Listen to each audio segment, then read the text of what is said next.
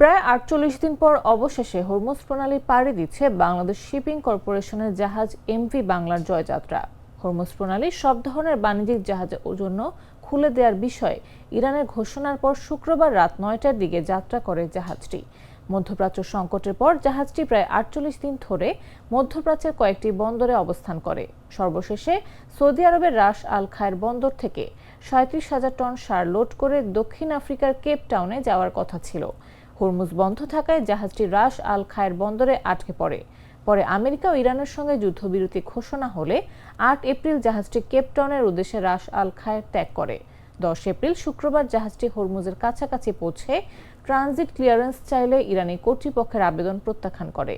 পরে কাছাকাছি নিরাপদ অবস্থানে নোঙর ফেলে জাহাজটি। গেল ১১ মার্চ জাবেল আলীতে পণ্য খালাসের পর জাহাজটি পরবর্তী ভয়েজের জন্য কুয়েতে যাওয়ার কথা ছিল। তবে নিরাপত্তার ঝুঁকি বিবেচনায় বিএসসি জাহাজটিকে সংঘাতপূর্ণ অঞ্চল থেকে সরিয়ে নেওয়ার সিদ্ধান্ত নেয়। ৩ মার্চ দক্ষিণ আফ্রিকার কেপটাউনে যাওয়ার জন্য সৌদি আরবের রাস আল খায়ের বন্দর থেকে ৩৭,০০০ টন সার বোঝাই করে।